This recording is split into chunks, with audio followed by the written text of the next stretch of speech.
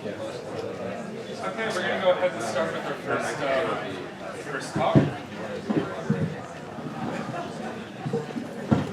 We're going to go ahead and start with our first talk. I'm not going to do real introductions because the group is small enough. Plus, I think we really want to see the work rather than German introduce people. So, thank you very much. So, can people hear me with this mic? Okay, all right, fine. My name is Lucy Fortson. I'm a professor in the School of Physics and Astronomy at the University of Minnesota. So I am actually a practicing gamma-ray astrophysicist. Don't know that much about cognitive science, but I'm also one of the co-founders of the Zooniverse citizen science platform, which is celebrating its 10th birthday as of 3 days ago. Cool.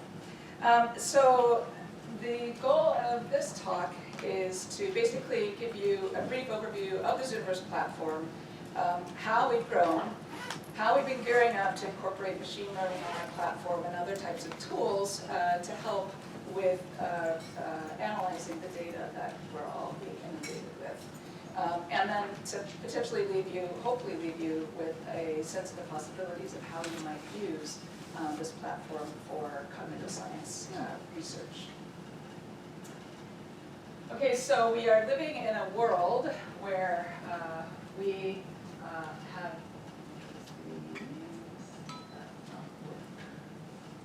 Yeah, the pointer doesn't work very well. Pointer doesn't work very well, but I have a handy backup cleaner.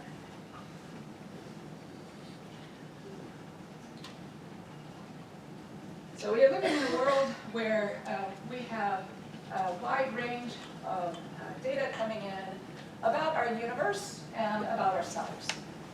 And so this has created this data deluge, which is giving rise to this information explosion, which unfortunately creates this huge analysis gap. And in particular, when we're asked to analyze these data in terms of the volume, the variety, the velocity, and these days, most especially, the veracity of data that is out there. So we have this data deluge, we have this analysis gap, the inability for us to use old-fashioned techniques, as Josh and the company were talking about. And so there's this tendency to say, oh, well, the machines are going to solve our problem for us. However, the machine algorithms are really only as good as their training data, and so we need humans in the loop at some level, even if it's, quote, just to create the labels for the machines to learn from. But in a cognitive science workshop, that's actually an interesting question in and of itself. The relationship between the machine algorithms and the ability for humans to process data. So, which is better at spotting the tiger? A computer or a 5-year-old girl? Well, so we would perhaps say that the human, the young child, is better because she's had millions of years of evolution to give her the advantage over the machines. Of course, she also has legs, and she can run away from the tiger, but she categorizes it as a threat. Deep learning specialists might say, we're pretty good these days with our machine algorithms and being able to identify a tiger, but I think everybody would admit, even at this point, that humans are still better at generalizing and making inference. So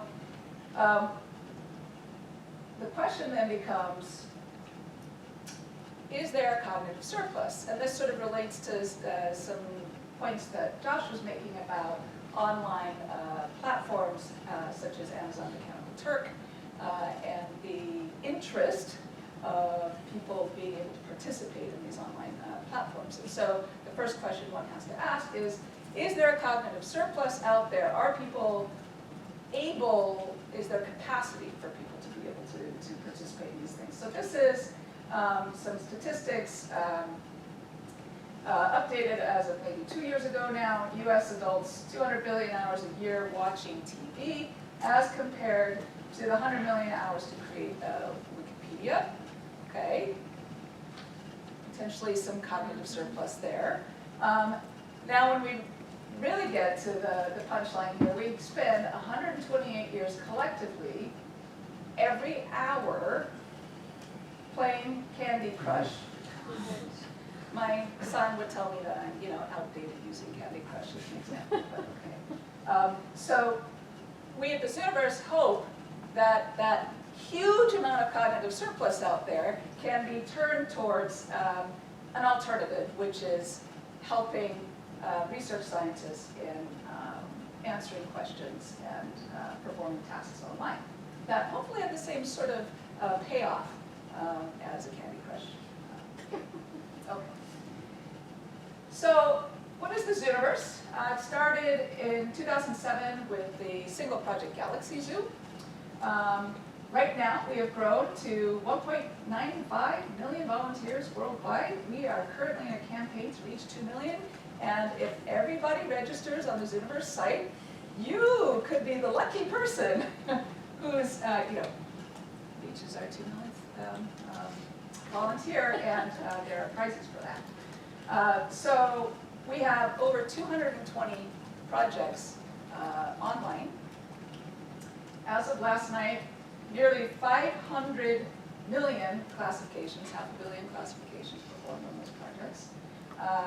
Here's a key piece that is incredibly important to the Zooniverse team. These projects produce peer-reviewed papers.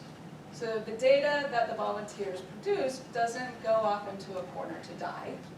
It actually sees the light of day in academic publications, which is sort of the coin of the realm, of course.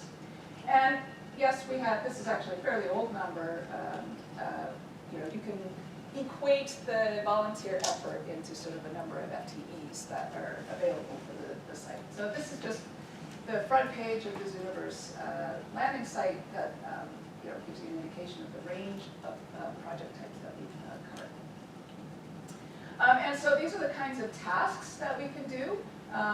This is counting penguins in Antarctica to try to understand the global warming effects on penguin populations. So it's a simple marking task.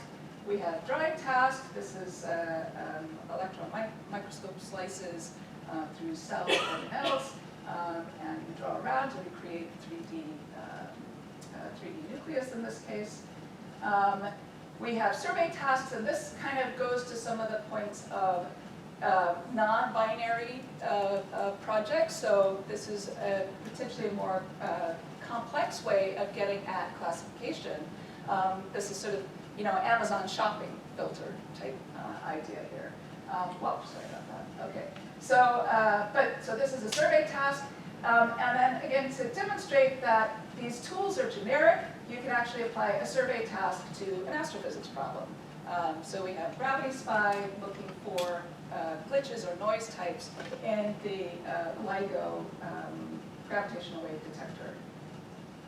And then we also have annotation or transcription tasks that, in this case, is studying the cards related to the African American Civil War soldiers.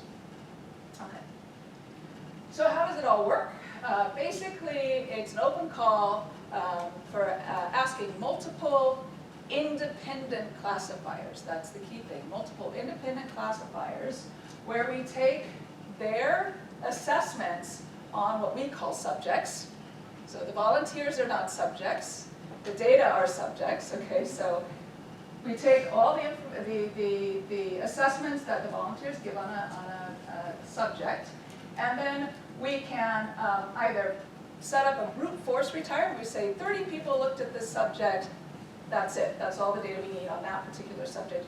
Or we actually have scripts, which I don't have time to go into, that are a little bit more sophisticated, that can actually use the skill, measure the skill of a volunteer, and have more sophisticated ways of retiring the subjects. So what do we do once the subject is retired? We have to aggregate the data. We basically have to calculate the votes. We can do a wide range of weightings for those votes, but you want to, at the end of the day, come up with a consensus answer. And so you get the raw and consensus data.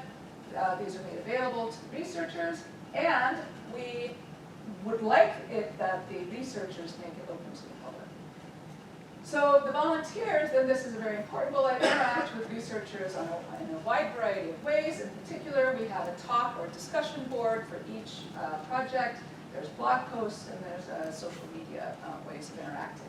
And as we'll see later, one of the signposts of a successful research project is the level to which the research team actually interacts with volunteers. Okay, so this sort of leads into what we call the ethics of citizen science. The projects on the Zooniverse platform must be of use for research. While citizen science is great at educating the public on the process of research, that in and of itself does not rise to the level of being able to be put on the Zooniverse platform on the front page. Right? So it has to be a research problem. And that research problem has to be a type of problem that requires the citizen science methodology. Okay? So it can't be just, hey, let's involve the crowd and see what happens. It has to be something that is useful, that is, requires the citizen science methodology. And you must acknowledge volunteers in publications, and you must keep volunteers informed of progress in the process of the research, not just silence, 2 years later, here's a publication. You'll lose your volunteers at some level. And importantly for this group, any research with volunteers as subjects must be clearly marked and must pass a ethics board approval. Right? So if you're going to use a volunteer and get their opinion, or are actually studying the volunteer response itself and not looking for galaxy evolution, then you need, the usual stuff that you would tend to get. Okay. All right, so this is our growth curves here. So we started with Galaxy Zoo in 2007, and here we are at the end of 2019 with a huge growth. The growth, in fact, is due to the launch of what we call a project builder, and there's multiple different ways you can use the project builder. And you will have an opportunity to have a tutorial led by Grant Miller, my colleague in Zooniverse, on Wednesday, 10:30 and at 1:30. And you can use the project builder either as this public-facing project on the Zooniverse web platform. You can actually use it, it's public, it's not on the Zooniverse platform, but it's a shareable URL within your research group, say. Or you can use the code, this gets more complicated, but you can use the code behind a firewall if you have medical data or something like that that requires certain privacy constraints. So there are multiple ways of using the project builder.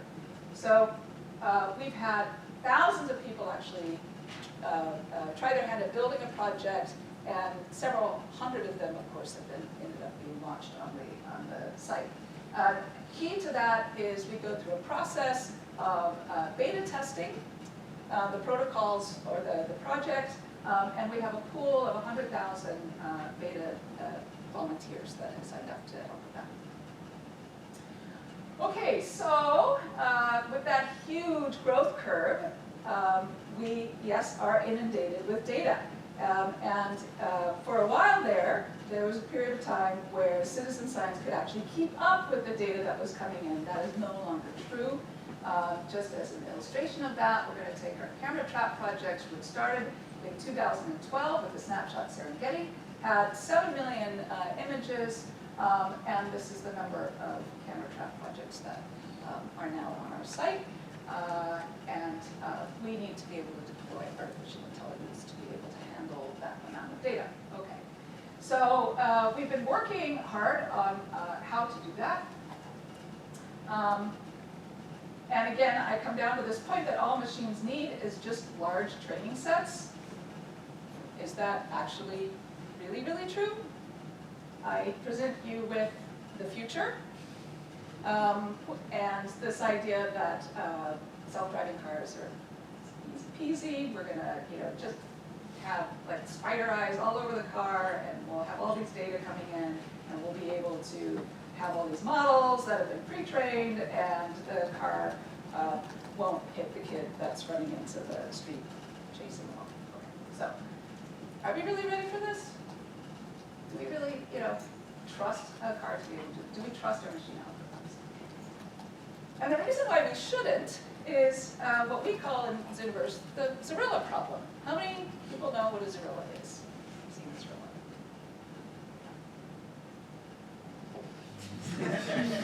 So I was just at a camera trapping conference a few weeks ago, and it was the first time I've had an audience where like maybe 6 people would raise their hand. It was like, They were lying. no, they did, right, yeah, I know, but they worked in Africa, so. Anyways, this is a Zorilla. Okay, out of the 7 million images in the original snapshot Serengeti project, there were like 10 Zorilla images. So the point is, if you have unbalanced, severely unbalanced data to train your algorithms with, your algorithms aren't going to know what a Zorilla is either. So we have this Zorilla problem, and so this also points to the idea that you can have intentional masquerading in data sets. Okay, so this really speaks to where the ability for humans to analyze complex images comes into play. And humans are good at picking out a Zorilla with one training event, right? So, hey, what's this? Firstly, a human on the snapshot Safari or Serengeti site sees the Zorilla and says, I don't know what that is, and then goes and tries to figure it out, right? So, and then maybe they only need 1 or 2 training events to be able to go, oh, I know what that is, that's a Zorilla now, whereas a machine does not have the ability to do that. So this is just a set of examples of the rare and actually unknown objects, discoveries that have been made by volunteers on the Zooniverse platform. So that's really fun for them, is they get papers with their names on it that are discovery papers. But from a machine learning standpoint, it just sort of underscores this point that there are unknown unknowns. And how do you train a machine to learn about unknown or rare classes? So the point is, we need to deploy humans and machines together. And so the human is actually really good at these sort of serendipitous discoveries or finding rare and unknown classes of events. But of course, machines are incredibly powerful, and we really need them. So they are really good at finding the things they're trained to find. So what have we done in the Zooniverse to help facilitate this human-machine combination?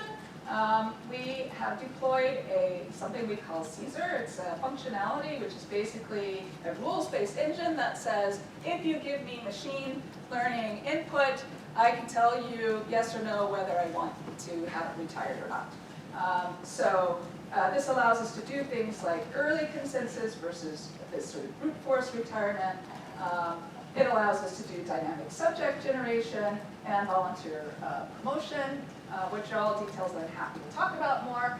The other big functionality we've introduced recently is a mobile app. And what this does is it oddly allows us to revert back to binary problems, so that we take our machine learning problems and we convert them into a sequence of binary tasks, which are really easy on mobile, effectively tenderizing questions, right? Is this a galaxy? Is this galaxy one class or the other? Is there an animal in this image or not, right? And so humans actually are really good at working at that level.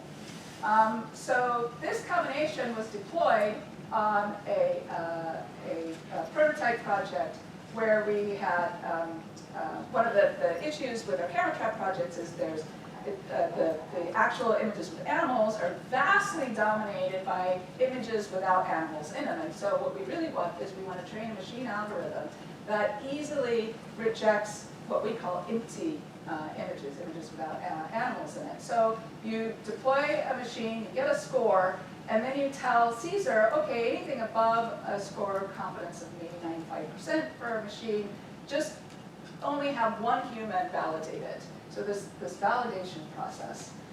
So you upload all that to Zooniverse. There's this whole sequence that you do. Never mind the logic flow. The bottom line is we require 43% fewer volunteer classifications to get the same accuracy as the control. So bottom line takeaway with this is that we have implemented machine learning on the Zooniverse platform, and it works, and we've been able to increase the efficiency of the platform overall. Another thing that we've done is actually deployed so-called active learning, which is another aspect of machine learning, which we can talk about in more detail later. But this has been now live on Galaxy Zoo. It's been deployed for almost a year now. And basically, it's the machine has the capability of predicting what image should be shown to the volunteers to give the machine the most information back to be useful for the overall training. And so that's been deployed and it's working very well. So there's another thing that we've done, which is to set up a leveling up, almost a gamification of the process. And this is our LEGO project, where you can start with fairly simple machine validation questions and move to much more complex problems.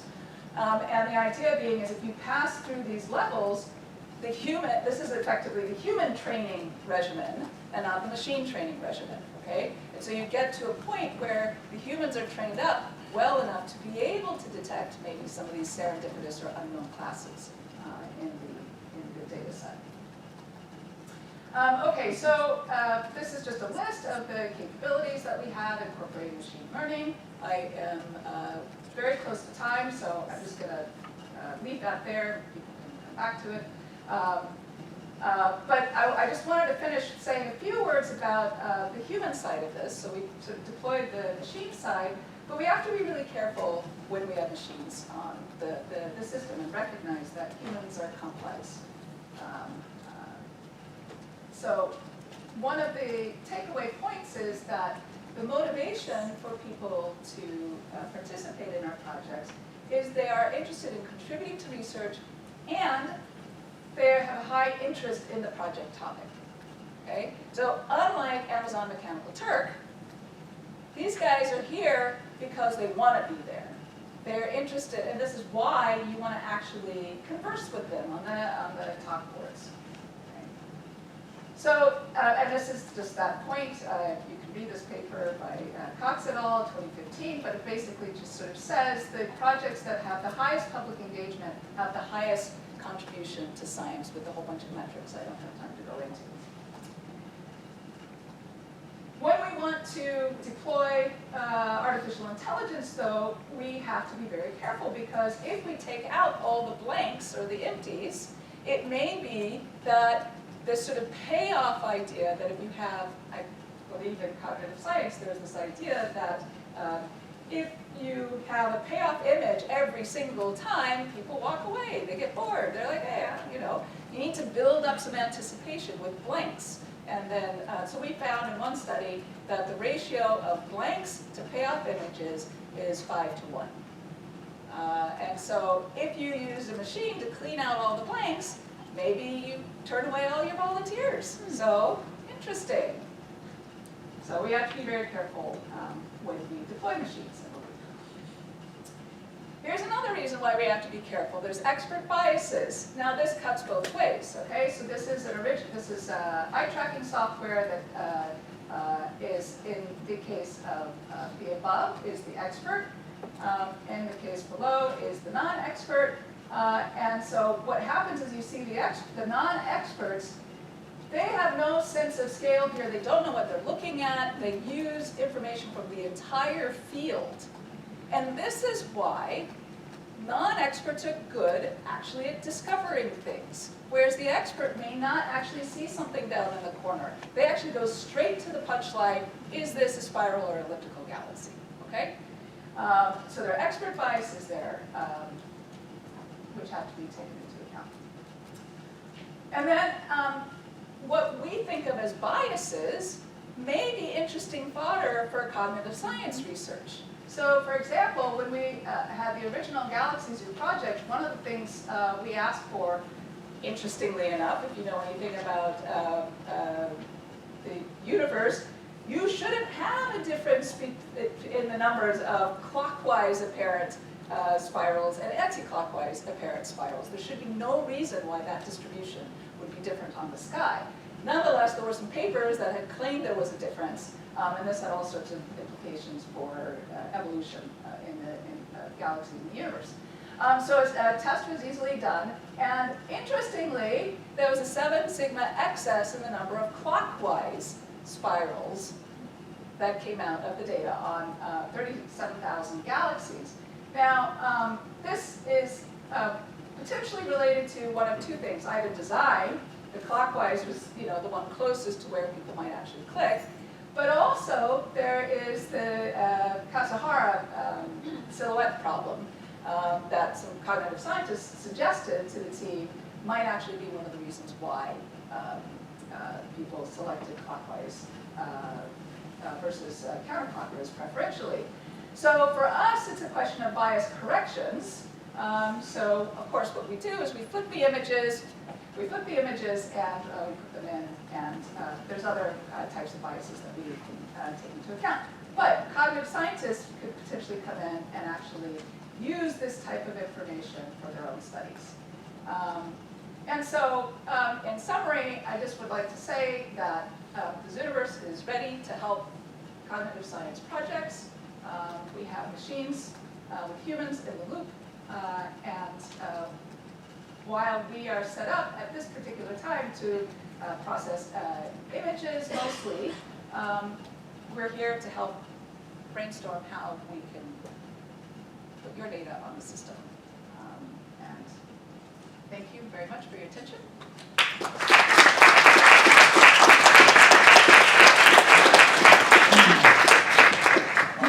Just to keep us on schedule, I think we don't have time for questions, so we have lots of coffee breaks and stuff. The idea is for people to be able to talk about